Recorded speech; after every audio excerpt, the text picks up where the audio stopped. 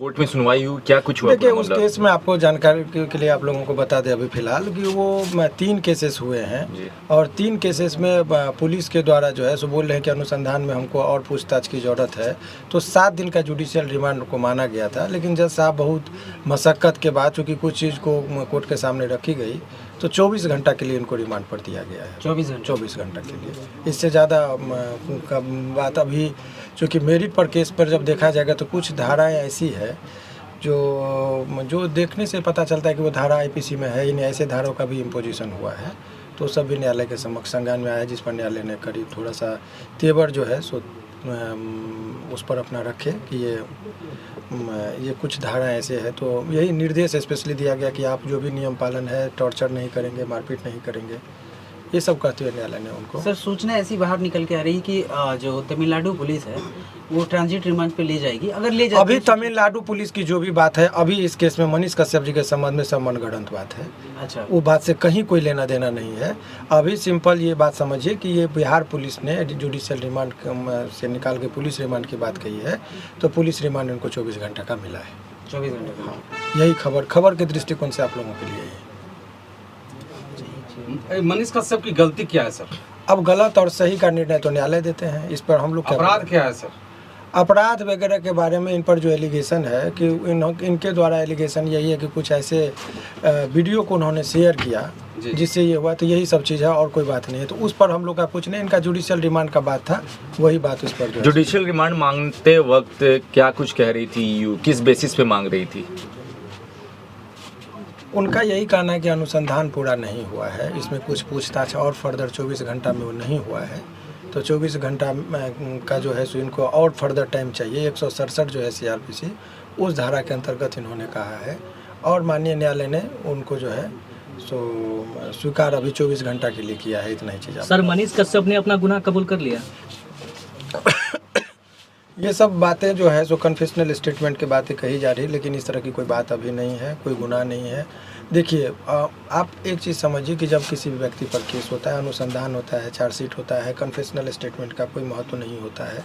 CrPC की Indian evidence act का जो है उसमें एक चीज़ समझिए कि कन्फेशन बिफोर द पुलिस, उसका कोई महत्व नहीं। तो कुछ कन्फेशनल स्टेटमेंट वो भी मनीष कश्यप ने अन्य लोगों की बातें कही जा रही है, लेकिन इनके द्वारा नहीं है। तो वो सब तमाम तरह का चीज़ है, जब वो चार्जशीट जमा होगा तब आप लोगों के लिए होगा।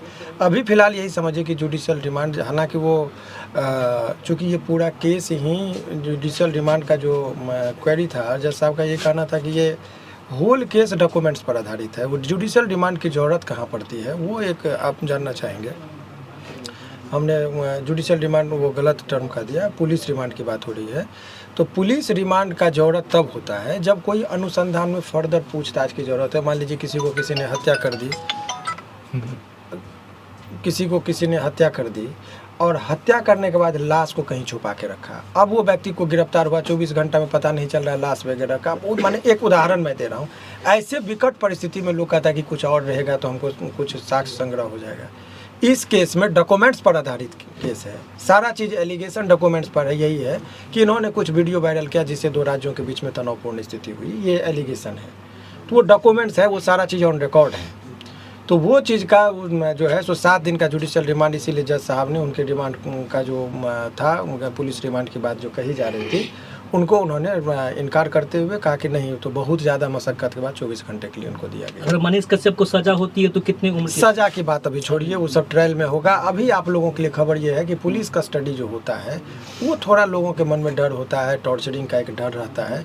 तो उस पर उन्होंने कह दिया है स्पेशली कि इनको ले जाने से पहले भी मेडिकल होगा, कि इनके जख्म कहीं दाग धब्बा कुछ ना हो, और उसके बाद जो है इनको जब अपियर कराया जाएगा तो भी देखा जाएगा कि इनके शरीर पर कोई दाग नहीं हो और इनको टॉर्चर न किया गया हो। इसका भी न्यायालय ने मैंने ख्याल रखा है और ये चीज़ उन्होंने कहा है। सर, एक वकील होने के नाते कितने दिनों में बेल हो जाएंगी मनीष कश्यप? इस सब चीज़ पर मैं अभी कोई टिक्का टिप्पणी नहीं करूँगा, ये उचित भी नहीं है अभी वर्तमान परिस्थिति में करना। अभी न्यायिक प्रक्रिया है, उस पर रहना चाहिए, लेकिन सामान्यतः केस में हर केस में लोगों को बेल जनरली मिल ही जाता है। तो तो यदि आपने कहे तो इसमें चूँकि लोअर कोर्ट में बेल नहीं मिलती है तो सेशन में लोग जाते हैं, सेशन में नहीं मिलेगा तो हाई कोर्ट में मिलता है, तो हाई कोर्ट तक आते आते उम्मीद की जाती है कि ऐसे प्रकरण में बेल मिल ही जाते हैं सामान्यतः। तो यदि हाई कोर्ट में नंबर में आने में 2.5-3 महीना लगता है तो ऐसे प्रक्रिया में 4-5 महीना का उम्मीद तो 4-5 महीना जो है सो प्रक्रियात्मक जो है सो लग ही जाता है। जो सामान्य अन्य केसों की बात मैं करो, इस केस की बात नहीं, इस केस में भी यदि वही प्रक्रिया में आए तो होगा।